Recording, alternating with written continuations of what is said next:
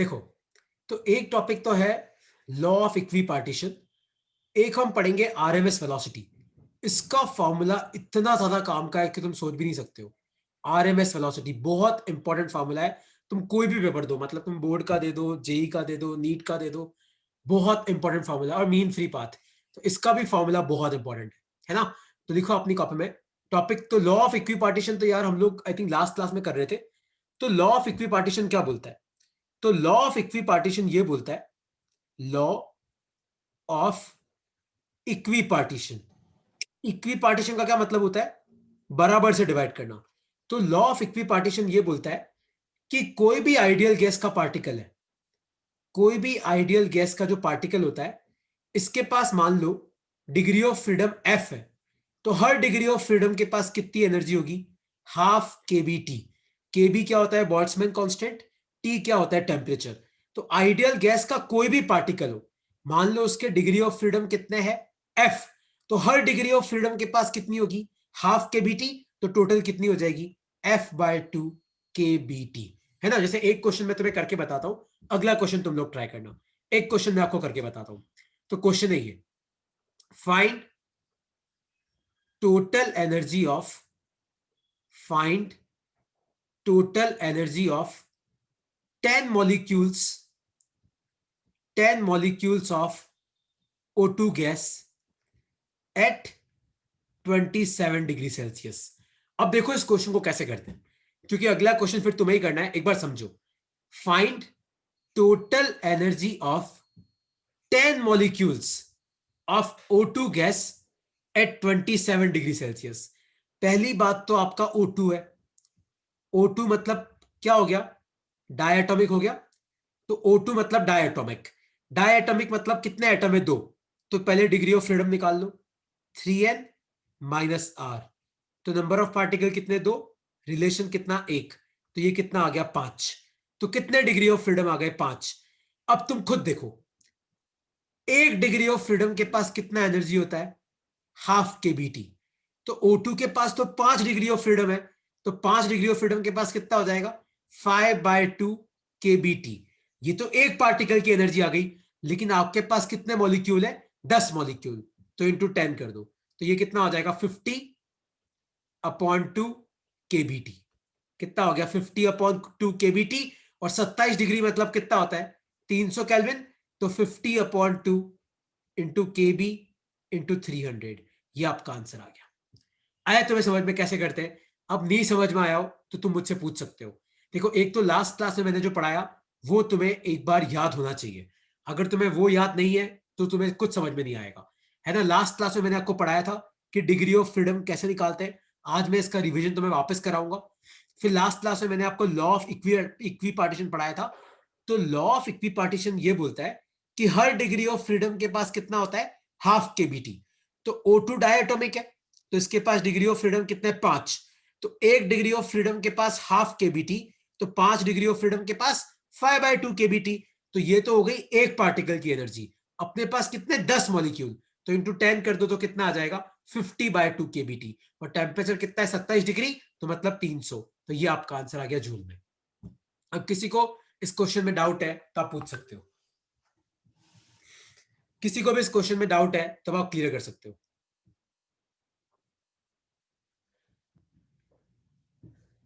देखो, याद रखना, हर डिग्री ऑफ फ्रीडम के पास कितना होता है? हाफ के बी टी होता है। और डिग्री ऑफ फ्रीडम कैसे निकालते हैं? इस फॉर्मूले से निकालते हैं। आज मैं और भी डिग्री ऑफ फ्रीडम डिस्कस करूंगा।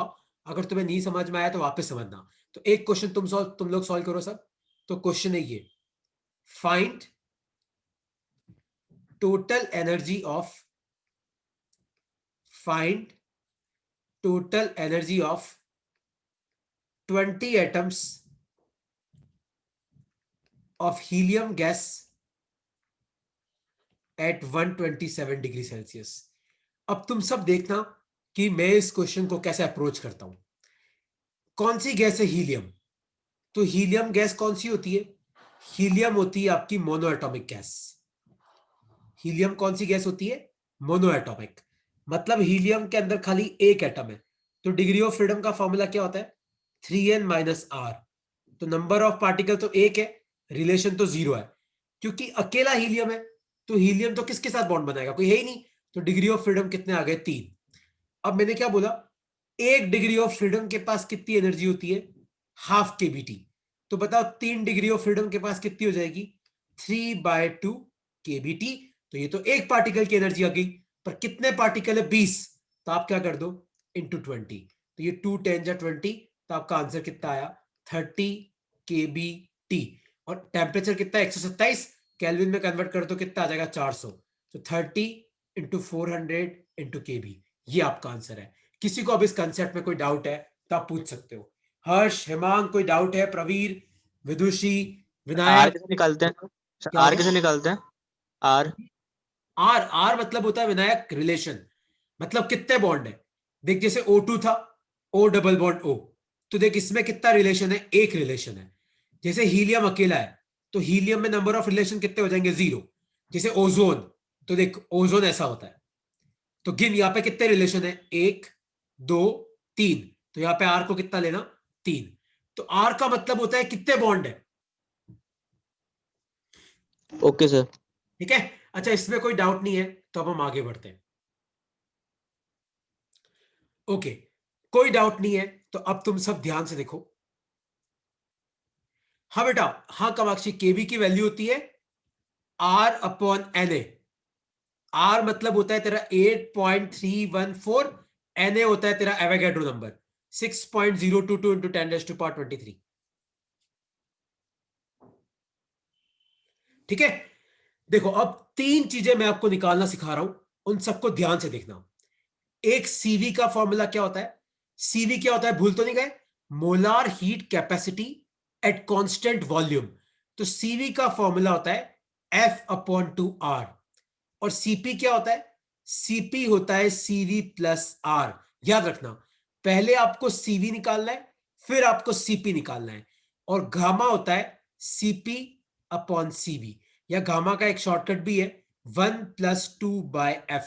लिख लो, तीनों फॉर्मूले तुम्हारे, अगर तुम कोई भी एमसीक्यू का एग्जाम देते हो, कोई भी एमसीक्यू का एग्जाम है ना, सीबीएसई से चाहे हो तुम्हारा अभी एग्जाम हो जाए, या तुम्हारा बाद में कोई कंपिटिटिव एग्जाम हो जाए, ये तीनों फॉर्मूले अपने दिमाग में फिट कर लो, सीवी का, सीपी का और गामा का। सीवी होता है F/2R, सीपी होता है सीवी प्लस आर, गामा होता है CP/CV। या गामा निकालने का एक और शॉर्टकट क्या है, 1+2/F। लिख लो इसको अपनी कॉपी में सारे फॉर्मूले एक बार।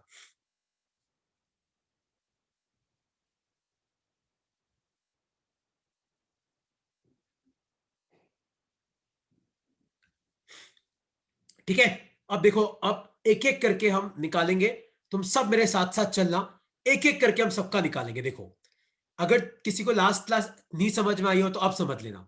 सबसे पहले लिखो अपनी कॉपी में, degree of freedom, comma CP, comma CV, comma gamma for mono atomic gas. कौन सी gas, mono atomic. Mono atomic मतलब हीलियम, नियॉन, आर्गन, क्रिप्टन।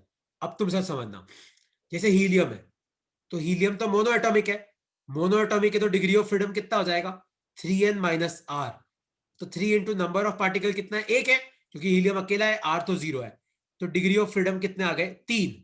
और याद रखना, मैंने आपको लास्ट क्लास में पढ़ाया था कि डिग्री ऑफ फ्रीडम 3 तरीके के होते हैं, ट्रांसलेशनल, रोटेशनल, वाइब्रेशनल। याद रखना ये तीनों के तीनों कौन से हैं, ट्रांसलेशनल।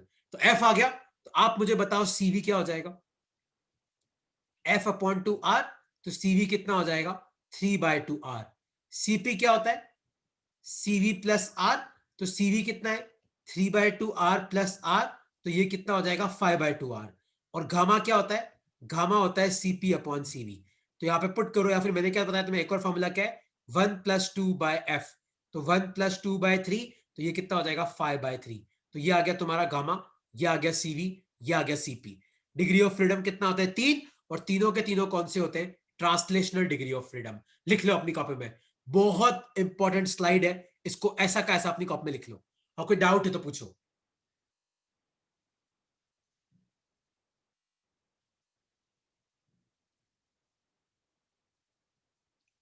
कोई डाउट है तो पूछो, क्योंकि डाई एटॉमिक का तुम्हें दे रहा हूं मैं करने के लिए, मैं नहीं करूंगा, मैं सिर्फ तुम्हें डिग्री ऑफ फ्रीडम निकालना सिखाऊंगा। बाकी तुम्हें करना है, तो लिख लो इसको अपनी कॉपी में। पहले एफ निकालो। सर याद, हाँ पूछो। सर ट्रांसलेशनल क्यों है? देख है क्या कि अगर मान ले हीलियम है, ठीक है, तो हीलियम अगर एक्स में चलेगा तो उसकी काइनेटिक एनर्जी मैटर करेगी, वाई में चलेगा या जेड में चलेगा। लेकिन देखिए क्या, हीलियम इतना छोटा है कि हीलियम का मोमेंट ऑफ इनर्शिया करीबन करीबन जीरो होगा। तो रोटेशनल काइनेटिक एनर्जी का फॉर्मूला क्या होता है? Half I omega square. तो जब आई जीरो है तो फिर अपन काइनेटिक एनर्जी क्यों लेंगे? क्योंकि हीलियम इतना छोटा है कि उसका मोमेंट ऑफ इनर्शिया और छोटा हो जाएगा। तो सिंस उसका आई जीरो है तो अपने को रोटेशनल डिग्री ऑफ फ्रीडम से कोई मतलब नहीं है। लेकिन तीनों ट्रांसलेशनल डिग्री ऑफ फ्रीडम अपने लिए मैटर करते हैं। तो जो तीनों डिग्री ऑफ फ्रीडम है वो तीनों के तीनों कौन से हैं? ट्रांसलेशनल। सर वाइब्रेशनल नहीं होगी?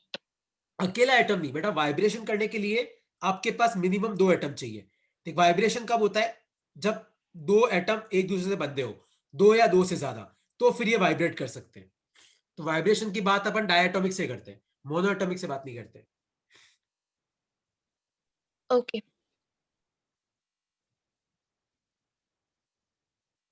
आर वही बेटा कामाक्षी, आर मतलब 8.314। ठीक है, अब देखो नेक्स्ट लिखो अपनी कॉपी में। एक मैं करा रहा हूं, अगला तुम करना। देखो degree of freedom comma CP comma CV comma gamma for diatomic gases. Diatomic gases और ब्रैकेट में लिखना लो टेम्परेचर। आपका टेम्परेचर क्या है? कम है। तो अब तुम याद रखना, अब सब ध्यान से देखो। डायएटॉमिक मतलब जैसे O2 N2 H2, जैसे O डबल बॉन्ड O। देखो तुम सब मेरे साथ साथ चलो, पहले डिग्री ऑफ फ्रीडम निकालो, 3n माइनस आर। देखो कितना आ जाएंगे, नंबर ऑफ पार्टिकल कितने? 2, रिलेशन कितना? 1। तो ये आ गए 5। लेकिन याद रखना इन 5 में से 3 तो ट्रांसलेशनल है और 2 कितने? रोटेशनल। ट्रांसलेशनल तो पक्का होंगे सबके, और 2 कितने आ गए? रोटेशनल। और टेम्परेचर कम है तो वाइब्रेशन अपन इग्नोर कर रहे हैं। वाइब्रेशन तभी होगा जब टेम्परेचर ज्यादा होगा। तो डिग्री ऑफ फ्रीडम कितने आ गए? 5। तो आपका सीवी कितना आ जाएगा? F upon 2 R. तो ये कितना हो जाएगा? 5/2 आर। आपका सीपी कितना हो जाएगा?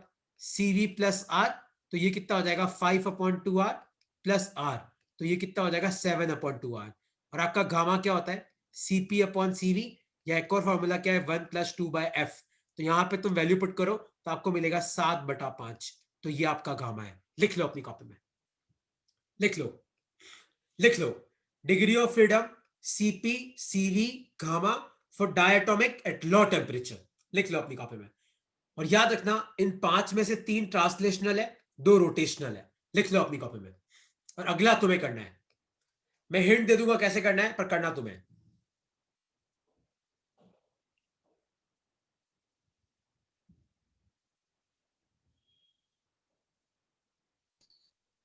ठीक है, हम सीवी में आर की वैल्यू नहीं डाल सकते? आर की वैल्यू कहां पे? यहां पे। हाँ एक्चुअली एक फिजिक्स में क्या होता है, फिजिक्स में जनरली हम आंसर जो छोड़ते हैं ना, वो कांस्टेंट के टर्म में छोड़ देते हैं। इसलिए कभी भी तुम कोई भी एमसीक्यू पेपर उठा के देखो तो उसमें आंसर केबी में होगा, आर में होगा, गामा में होगा। कभी भी कांस्टेंट की वैल्यू हम लोग नहीं पुट करते फिजिक्स में। एवोगैड्रो नंबर की वैल्यू पुट नहीं की जाती है। पर हाँ, आपको पता होना चाहिए कि आर है क्या, है ना? तो सबको आर में ही छोड़ दो। एग्जाम में भी आ जाए, अगर तुम कोई एमसीक्यू पेपर भी दो उसमें भी सब आर में आ जाएगा। कहां पे ऋषिता, कहां पे आर नहीं लिया मैंने बेटा? से यहाँ पे रोटेशनल और आपने 2 रोटेशनल लिए, तो एक रोटेशनल क्यों नहीं लिया था? क्यों नहीं लिया? देख जैसे मान ले O2 है तो ये O डबल बॉन्ड O है। तो एक्चुअली होता क्या है ऋषिता, अगर तेरा ये इस एक्सिस के हिसाब से घूमेगा तो भी मैटर करता है, इस एक्सिस के हिसाब से घूमेगा तो भी मैटर करता है। लेकिन अगर मान ले ये एक्सिस है तो आपका जो एटम है वो तो इसी एक्सिस पे पड़ा है, तो मोमेंट ऑफ इनर्शिया क्या हो जाएगा? 0। इसलिए एक रोटेशनल डिग्री ऑफ फ्रीडम नहीं लेते, खाली 2 ही लेते, ये वाला और ये वाला। Okay sir. ठीक है, अच्छा अब अगला वाला तुम्हें करना है, हिंट मैं तुम्हें दे रहा हूं, जल्दी लिखो अपनी कॉपी में। Degree of freedom comma CP comma CV comma gamma for diatomic.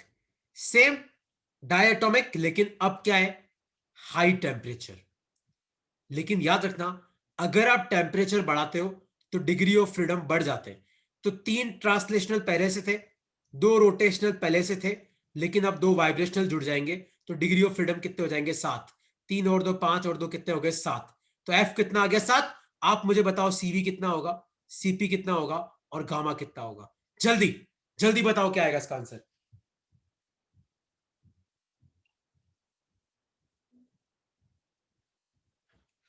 जल्दी बताओ, मैं तुम्हें फॉर्मूला लिखवा रखे, कोई हाई फाई चीज नहीं है, जल्दी बताओ। सीवी क्या होता है, F/2R, तो ये कितना हो जाएगा, 7/2R। सीपी क्या होता है, CV+R, तो ये कितना आ जाएगा, 9/2R। और गामा क्या होता है, 1+2/F, तो ये आ जाएगा तुम्हारा 9/7।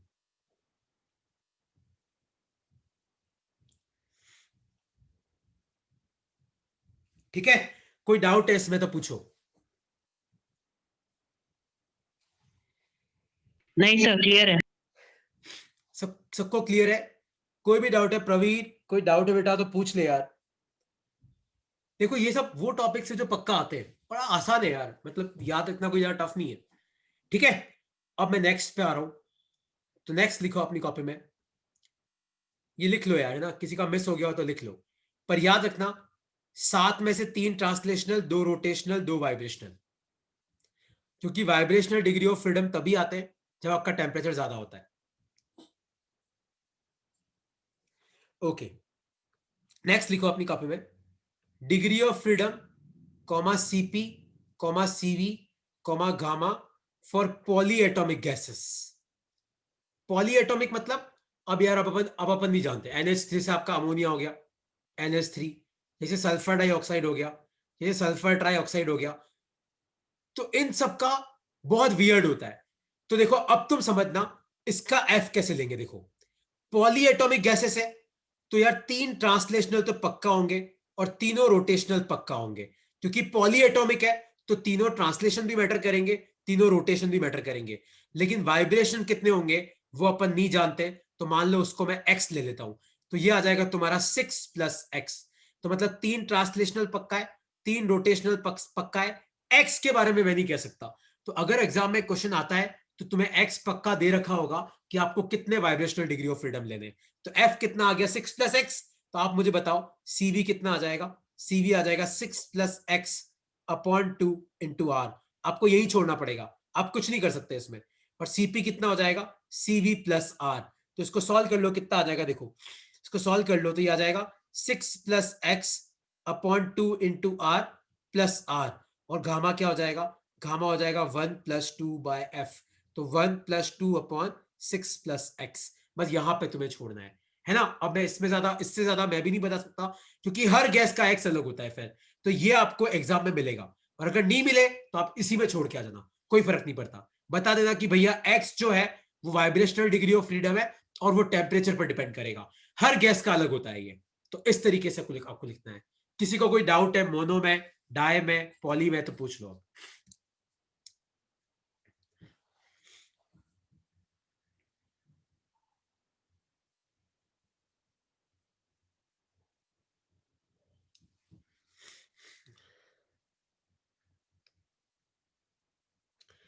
ओके, लिख लिया तुम लोगों ने ये, कि इसमें कोई डाउट है? हर्ष कोई डाउट है तो पूछ लो, विधायक कोई डाउट है तो पूछ लो। No sir. ठीक है, ओके, कोई डाउट नहीं है तो अब मैं आगे बढ़ता हूं। याद रखना पॉली एटॉमिक में 3 और 3 6 तो पक्का होंगे, इसका अपन नहीं कह सकते ये वाइब्रेशनल वाला, ये अपने को नहीं पता कितना होगा। बाकी सीवी सीपी के फॉर्मूले याद रखना, गामा का फॉर्मूला याद रखना, गामा का एक और फॉर्मूला क्या है, CP/CV। ठीक है, नेक्स्ट लिखो अपनी कॉपी में, degree of freedom comma CP comma CV for solids. अब देखो सॉलिड के लिए कैसे निकालेंगे। देखो सॉलिड्स क्या होते हैं, देखो सॉलिड में क्या होता है, आपके एटम इस तरीके से बंधे हुए होते हैं। मतलब मैं कोई ऑर्बिट बना रहा हूं जैसे सोडियम, ऐसी ऑर्बिट मान लो कोई सॉलिड है आपका, इस तरीके से। ठीक है, अब तुम खुद मुझे बताओ कि सॉलिड में सब पार्टिकल एक दूसरे से बंधे हुए हैं, तो ना तो पार्टिकल चल सकते हैं, तो ट्रांसलेशनल डिग्री ऑफ फ्रीडम 0 हो गया, ना पार्टिकल घूम सकते हैं, तो रोटेशनल भी 0 हो गया, ना तो पार्टिकल चल सकते हैं, ना पार्टिकल घूम सकते हैं। तो सॉलिड्स में खाली कौन से डिग्री ऑफ फ्रीडम होते हैं? वाइब्रेशनल डिग्री ऑफ फ्रीडम, क्योंकि आपका जो पार्टिकल है वो एक्स में वाइब्रेट कर सकता है, वाई में वाइब्रेट कर सकता है और जेड में वाइब्रेट कर सकता है। तो सॉलिड्स के लिए डिग्री ऑफ फ्रीडम हम कितने लेते हैं? 6, और 6 के 6 कौन से हैं? वाइब्रेशनल, क्योंकि सॉलिड में आपके पार्टिकल बंधे हुए हैं, आसपास बॉन्ड बना हुआ है, तो ना तो चल सकता है ना घूम सकता है, पर वाइब्रेट तो कर ही सकता है अपनी जगह पे। तो हर डिग्री एक्स में वाइब्रेट करेगा तो 2, वाई में 2, जेड में 2, तो एफ कितना आया? 6, तो एफ आ गया 6। और सॉलिड्स में सीपी और सीवी आपके आसपास होते हैं, क्योंकि सॉलिड्स क्या होते हैं, ज्यादा एक्सपांड नहीं करते, आपकी जो गैस होती है वो बहुत एक्सपांड कर जाती है, तो सॉलिड्स में एक्सपांशन इतना ज्यादा नहीं होता है, तो सीपी और सीवी करीबन करीबन बराबर होते हैं। तो कितना होगा? F/2R, तो ये कितना आ जाएगा? 3R, करीबन करीबन 3R के आसपास। लिख लो अपनी कॉपी में इसको। तो अगर एग्जाम में आ जाए what will be the value of degree of freedom और सीपी और सीवी फॉर सॉलिड्स, तो कितना आ जाएगा? 3R के आसपास। यहां पे गामा नहीं निकालते, गामा अपन सिर्फ आइडियल गैस के लिए निकालते हैं, सॉलिड्स के लिए नहीं निकालते। लिख लो अपनी कॉपी में।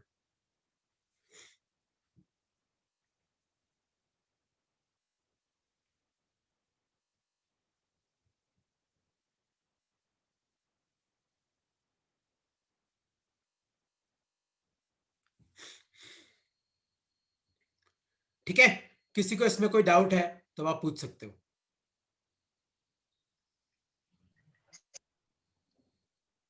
आपने वाइब्रेशनल के लिए बोला था कि एक्स और मतलब किसी भी डायरेक्शन में अपन 1 भी ले सकते, 2 भी ले सकते हैं, तो आप हाँ, अभी 2 कंसिडर करके 6 ले रहे हो।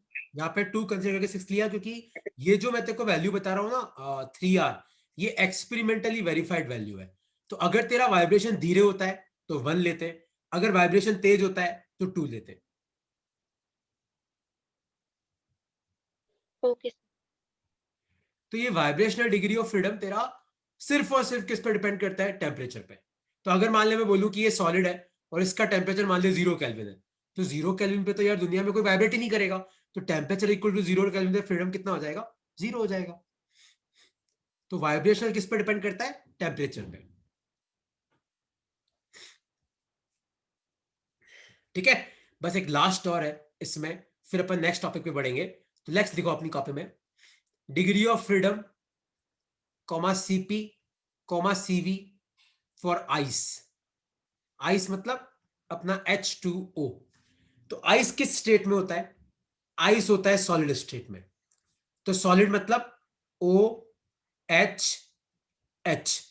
तो सॉलिड में हर पार्टिकल के पास कितने डिग्री ऑफ फ्रीडम होते हैं? इसके पास 6, इसके पास भी 6, इसके पास भी 6। तो ओवरऑल H2O के पास कितने हो गए? 6 प्लस 6 प्लस 6, तो ये कितने हो गए? ये अगर 6 6 12 6 18, और ये सारे के सारे कौन से? वाइब्रेशनल। तो डिग्री ऑफ फ्रीडम कितने हो गए? आपके हो गए 18। किसके लिए? आइस के लिए। तो आइस में भी सीपी और सीवी आपके करीबन करीबन बराबर होते हैं, तो इसकी वैल्यू क्या आ जाएगी? F/2R। तो इसको सॉल्व करोगे तो ये कितना आ जाएगा? 9R। और ये भी आपकी एक्सपेरिमेंटली वेरीफाइड वैल्यू है। तो लिख लो अपनी कॉपी में।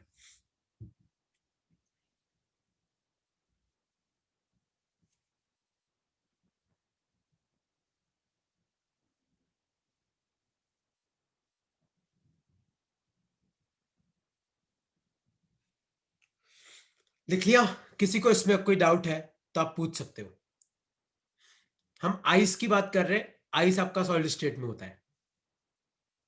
लिख लो। ये पता है, तुम इसमें छोटी छोटी चीजें भी याद रखना कि ये कौन से डिग्री ऑफ फ्रीडम है, कौन से नहीं है। ठीक है, और कोई डाउट है तो पूछो, नहीं तो मैं नेक्स्ट टॉपिक पे जा रहा हूं।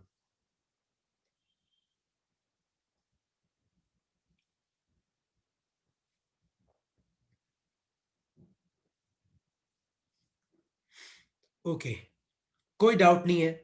तो अब एक चीज तुम याद रखना कि degree of freedom directly proportional to temperature होता है, क्योंकि जैसे जैसे टेम्परेचर बढ़ता है तो वाइब्रेशनल डिग्री ऑफ फ्रीडम बढ़ता है।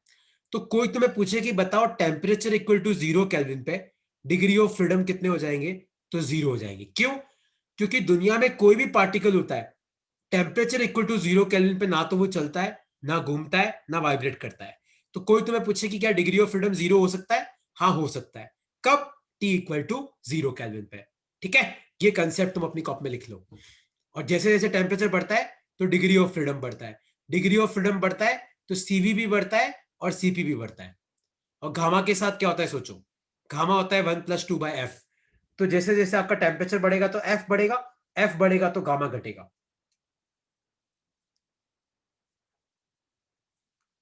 लिख लो इसको अपनी कॉपी में। बहुत इंपॉर्टेंट कंसेप्ट है ये, याद रखना है इसको, कि जैसे जैसे टेम्परेचर बढ़ता है आपका डिग्री ऑफ फ्रीडम बढ़ता है, और टेम्परेचर इक्वल टू 0 केल्विन पे डिग्री ऑफ फ्रीडम 0 हो जाते हैं, जो पॉसिबल नहीं है एक्चुअली।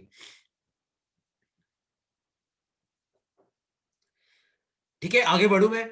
कोई डाउट नहीं हो तो आगे बढ़ता हूं अब मैं।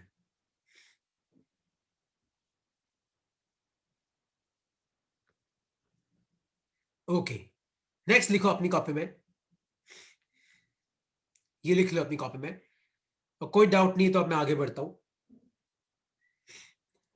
देखो, अब एक चीज तुम समझना कि कोई भी कंटेनर होता है ना, और मान लो कि इस कंटेनर के अंदर कोई आइडियल गैस बंद है, और मान लो कंटेनर का टेम्परेचर T है, तो अंदर जो आइडियल गैस होती है ना, वो पार्टिकल कंटिन्यूअस मोशन में होते हैं। तो अगर मैं तुम्हें पूछूं कि बताओ इन पार्टिकल्स की वेलोसिटी क्या है, तो इन पार्टिकल्स की 3 वेलोसिटी निकाली जाती है। आरएमएस वेलोसिटी भी निकालते हैं कई लोग, कई लोग इनकी एवरेज स्पीड भी निकालते हैं, कई लोग इनकी मोस्ट प्रोबेबल स्पीड भी निकालते हैं। तो एक कंटेनर में अगर मान लो आइडियल गैस बंद है, तो आइडियल गैस है और टेम्परेचर 0 केल्विन नहीं है, तो आपके पार्टिकल कंटिन्यूस मोशन में होंगे, तो उनके पास स्पीड भी तो होगी। तो कई लोग आरएमएस स्पीड निकालते हैं, कई लोग एवरेज निकालते हैं, कई लोग मोस्ट प्रोबेबल निकालते हैं। तो आपको एग्जाम में जो पूछा जाए आपको वो निकालना है, लेकिन अगर कुछ नहीं दे रखा हो तो आपको कौन सी निकालनी होती है? आरएमएस निकालनी होती है। तो लिखो अपनी कॉपी में क्या फॉर्मूला होता है, देखो लिखो, ये लिखो अपनी कॉपी में, आरएमएस स्पीड का फॉर्मूला लिखो, देखो क्या होता है। तो आपको सिर्फ फॉर्मूला याद रखना है। तो वी आर एम एस कितना होता है? ये होता है आपका √3RT/m। आर आपको पता ही है 8.314। टेम्परेचर किस में लेना है? केल्विन में लेना है। और याद रखना ये एम का मतलब होता है मोलार मास। और कई बच्चे गलती क्या करते हैं, इसको ग्राम में ले लेते हैं। इसको आपको किस में लेना है? केजी में लेना है। तो आपको बेसिकली कौन सा फॉर्मूला याद रखना है? ये वाला √3RT/m। लिख लो अपनी कॉपी में, लिख लो इसको, बहुत ज्यादा इंपॉर्टेंट फॉर्मूला है। What is the root mean square speed of oxygen gas at 27 degree Celsius? तो ऑक्सीजन है मतलब 32, लेकिन कई लोग गलती क्या करते हैं, मोलार मास को 32 ही पुट कर देते हैं। किस में कन्वर्ट करना होता है? केजी में कन्वर्ट करना होता है। टेम्परेचर किस में लेना है? केल्विन में लेना है। आर की वैल्यू क्या लेनी है? 8.314 लेनी है। लिख लो इसको अपनी कॉपी में।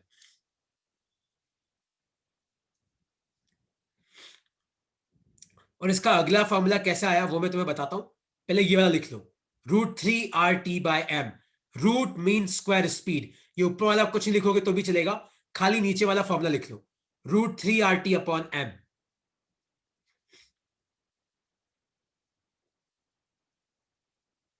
ठीक है, अब देखो तुम समझो, आइडियल गैस इक्वेशन याद है क्या होती है? PV equal to NRT। तो अपन क्या लिख सकते हैं? एन क्या होता है? मास अपॉन मोलार मास, लिख सकते हैं। तो अब तुम ध्यान से देखो, ये जो V है उसको नीचे भेजो, तो P को अपन क्या लिख सकते हैं? M/V इंटू RT/M लिख सकते हैं। इस V को नीचे भेजा, तो मास अपॉन वॉल्यूम क्या होती है आप मुझे बताओ? मास अपॉन वॉल्यूम क्या होती है? डेंसिटी। तो P को अपन क्या लिख सकते हैं? √RT/M। रो को नीचे लेके जाओ, तो P/ρ क्या होता है? RT/M। तो आपका जो VRMS का फॉर्मूला था वो कितना लिखा हुआ था याद है? √3RT/m। पर RT/m की जगह अपन क्या लिख सकते हैं? P/ρ। तो VRMS का फॉर्मूला क्या बन जाएगा? 3P/ρ। जो पीछे एक और फॉर्मूला लिखा हुआ है ना, ये वाला 3P/ρ, ये ऐसे आया। लिख लो अपनी कॉपी में, लिख लो। बस एक लास्ट टॉपिक और है फिर अपन खत्म करेंगे, 3-4 न्यूमेरिकल करने के बाद।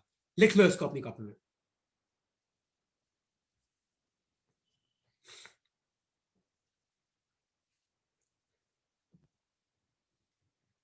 लिख लो और फिर हम लोग एक न्यूमेरिकल सॉल्व करेंगे इस क्वेश्चन का।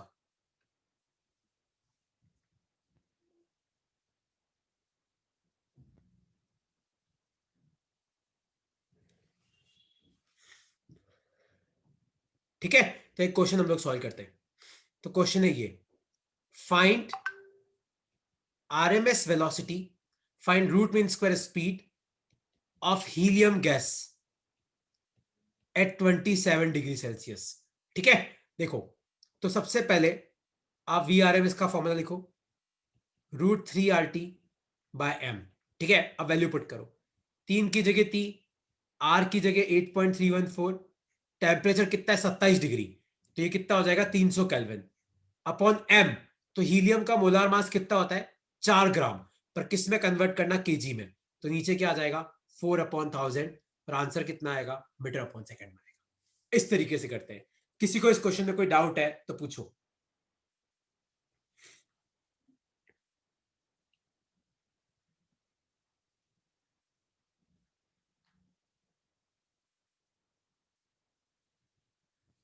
ठीक है, कोई डाउट है इसमें तो पूछो कि सर VRMS में आपने m क्या लिया, टी याद रखना, तुम क्या, मैं भी कई बार गलती कर जाता हूं m को ग्राम में लेने की, है ना, m को किस में लेना, केजी में लेना, वरना गलत हो जाएगा क्वेश्चन। ठीक है, उसी तरीके से एक और फॉर्मूला होता है, ये ज्यादा नहीं आता है, कम ही आता है, लेकिन लिख लो ऐसे ही, एक बार ऐसे ही लिख लो, एवरेज स्पीड का फॉर्मूला। तो एवरेज स्पीड का फॉर्मूला क्या होता है, देखो अपनी कॉपी में, तो एवरेज स्पीड का फॉर्मूला होता है √8RT अपॉन पाई m, और यहां पे भी RT अपॉन m की जगह अपन क्या पुट कर सकते हैं, तो ये हो जाएगा 8 upon pi, RT upon m की जगह आ जाएगा P बाय रो, क्योंकि अभी अपन ने देखा कि RT अपॉन m किसके बराबर होता है, P अपॉन रो के बराबर होता है।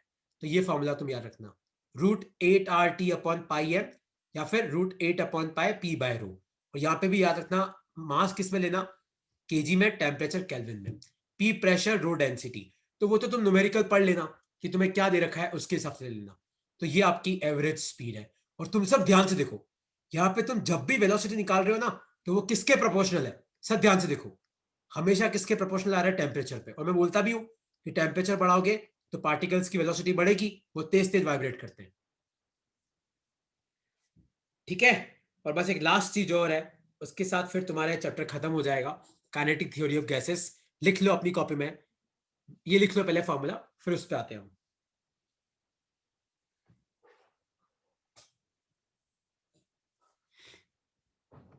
लिखो mean free path, mean free path. तो मीन फ्री पाथ होता क्या है कि average distance between two collisions of particles in ideal gas, of particles in ideal gas। तो होता क्या है कि किसी भी कंटेनर में अगर आइडियल गैस बंद है, तो आपके जो पार्टिकल होते हैं वो कंटिन्यूस मोशन में होते हैं, तो कोलाइड करेंगे एक दूसरे से कोलाइड करेंगे, तो दो कोलिजन के बीच में आपका पार्टिकल कितना ट्रैवल करता है उसको बोलते हैं मीन फ्री पाथ। तो इसका जो फॉर्मूला होता है वो होता है 1/√2 n पाई डी स्क्वायर। तो n का मतलब होता है नंबर ऑफ पार्टिकल्स, ये नंबर ऑफ मोल्स नहीं है, याद रखना, number of particles per unit volume, और d होता है आपका डायमीटर ऑफ पार्टिकल, d होता है डायमीटर ऑफ पार्टिकल। तो n का फॉर्मूला क्या है, number of particles per unit volume. और तुम खुद सोचो ऐसा होना भी चाहिए, जितने ज्यादा पार्टिकल होंगे आपका मीन फ्री पाथ उतना कम होगा, क्योंकि ज्यादा पार्टिकल तो जल्दी जल्दी कोलाइड करेंगे, तो फिर बीच का डिस्टेंस कम होगा। और डी का देखो, जितना डायमीटर ज्यादा होगा तो मतलब बड़े बड़े पार्टिकल है, तो वो जल्दी जल्दी कोलाइड करेंगे, तो डी ज्यादा होगा तो भी आपका एल कम होगा। तो क्या फॉर्मूला है 1/√2 n पाई डी स्क्वायर। लिख लो अपनी कॉपी में, और कोई डाउट है इसमें तो पूछो। अब देखो, परसों आपका काइनेटिक थ्योरी ऑफ गैसेस का एमसीक्यू टेस्ट है, सिर्फ केटीजी का, इस क्लास का और लास्ट की 2 क्लासेस का। सारे फॉर्मूले तुम्हारे टिप पे होने चाहिए, केटीजी में जितने पोस्टुलेट्स है वो तुम्हें याद होने चाहिए, प्रेशर का क्या फॉर्मूला है, law of equipartition, degree of freedom, CP CV, सब कुछ। तो तुम्हारे पास देखो, तुम ये नहीं बोल सकते कि बाद में टेस्ट, ये मेरी क्लास का टाइम है, है ना, क्योंकि अपना फिर एक ही यूनिट बचा है, वो है ऑसिलेशन वेव्स, जो आराम से हो जाएगा। तुम्हें केटीजी का परसों टेस्ट देना है, मैं तुम्हें लिंक भेजूंगा, है ना। तुम्हें 20 क्वेश्चन है, उन सबका तुम्हें आंसर करना है, ठीक है। और कोई डाउट है तो पूछो।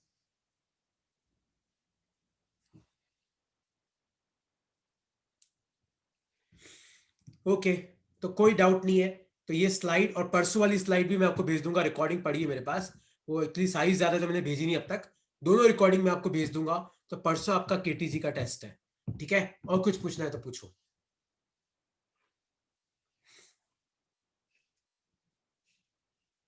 ओके, चलो बाय यार।